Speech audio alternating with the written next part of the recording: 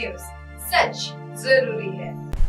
यह है MNS news network और आप देख रहे हैं MNS न्यूज टीवी। मैं हूं आपके साथ सोनल।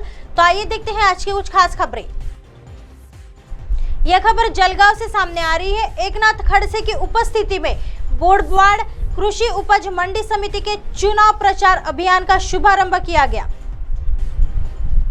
बोड़वाड़ कृषि उपज मंडी समिति के चुनाव का बिगुल बज गया है, जिस पर जलगांव जिले के फोकस रहा है। राष्ट्रवादी कांग्रेस पार्टी की ओर से एकनाथ शिंदे की उपस्थिति में किसान पैनल के प्रचार अभियान के शुभारंभ को लेकर आज मुक्ताई नगर स्थित नवीन मुक्ताई के मंदिर में नारियल फोड़ा गया। इस मौके पर बड़ी संख्या में एनसीपी प्रत्याशी व पदाधिकारी मौजूद थे।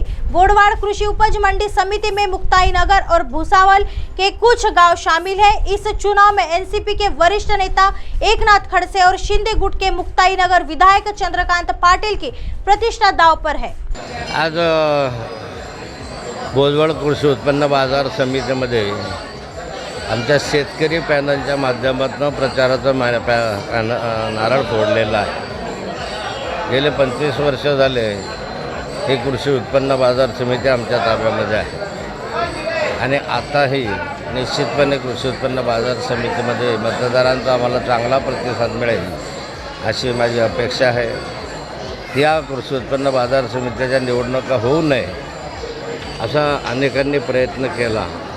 स्थानिक आमदारांनी खूप प्रयत्न त्यासाठी केलेले आहे की बाजार समिती निवडणूक होऊ नये, याचं विभाजन व्हावं, निवडणुका पुढे जाव्या। याचा अर्थही असा आहे की त्यांना निवडणुकीमध्ये अपयश येईल असं वाटतं आहे।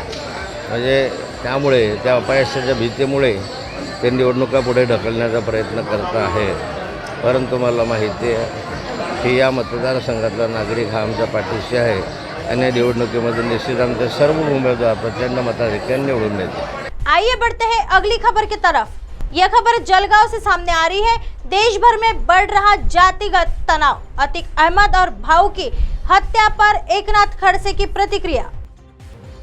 के दिनों में देश भर में सांप्रदायिक तनाव में वृद्धि हुई है। कई जगहों पर दंगे हुए हैं, हमलों की तादाद बढ़ी है। पूरे देश में ऐसा ही माहौल बनाया जा रहा है। हिंदू मुस्लिम हो या कोई और अशांति फैले, कोई इस तरह का माहौल बना रहा है। हमें समय रहते पायल पहननी है। प्रयागराज में हुई घटना पर एनसीपी के वरिष्ठ नेता एकनाथ खड़से ने प्रतिक्रिया देते हुए कहा कि अगर पूरे देश में प्रकोप हुआ तो मुश्किल होगी। अलीकडच्या कालखंडामध्ये संपूर्ण देशभरामध्ये जातीमध्ये तणाव वाढतो आहे।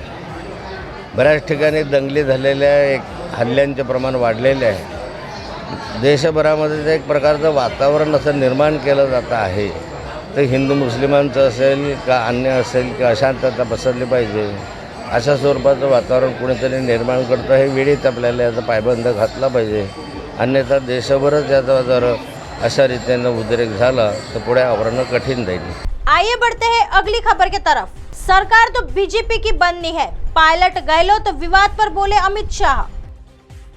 बीजेपी के वरिष्ठ नेता एवं केंद्रीय गृह मंत्री अमित शाह जी ने शनिवार को राजस्थान के भरतपुर संभाग के बूथ कार्यकर्ताओं को संबोधित किया।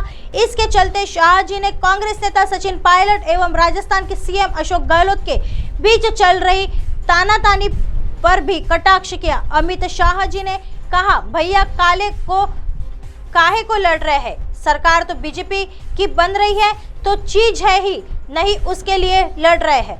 अमित शाह जी ने कहा कि पायलट साहब आप कितना भी करो आपका नंबर नहीं आएगा। आपका योगदान जमीन पर अधिक हो सकता है, मगर कांग्रेस के खजाने में गहलोत साहब का योगदान अधिक है। गहलोत साहब का भ्रष्टाचार का पैसा कांग्रेस के खजाने में जाता है। साथ ही शाह जी ने कहा, ये खमखा झगड़ा कर रहे हैं, पायलट साहब का नंबर नहीं आएगा। पायलट साहब मुख्यमंत्री बनना चाहते हैं और गहलोत साहब बनने नहीं देंगे।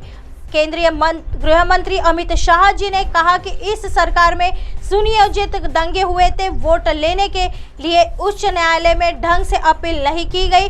ब्लास्ट गुजरात में भी हुए थे पर अदालत से सजा हुई, मगर सरकार ने वोट बैंक के लिए पैरवी नहीं की। उन्होंने कहा कि यह सरकार 3D से चलती है। दंगा, महिलाओं के साथ दुर्व्यवहार और दलितों पर अत्याचार। अमित शाह जी ने कहा कि गहलोत सरकार राजस्थान में स्वतंत्रता के पश्चात आई हुई भ्रष्ट से भ्रष्ट सरकारों में से एक है। मुझे पूरा भरोसा है कि बीजेपी प्रदेश में 2 से 3 बहुमत के से सरकार बनाएगी। 2024 में तीसरी बार राजस्थान की 25 लोकसभा सीटें बीजेपी के खाते में जानी है। ऐसी खबरें फिर लेके आएंगे इसी समय इसी जगह। तब तक देखते रहिए MNS न्यूज़ नेटवर्क। नमस्कार।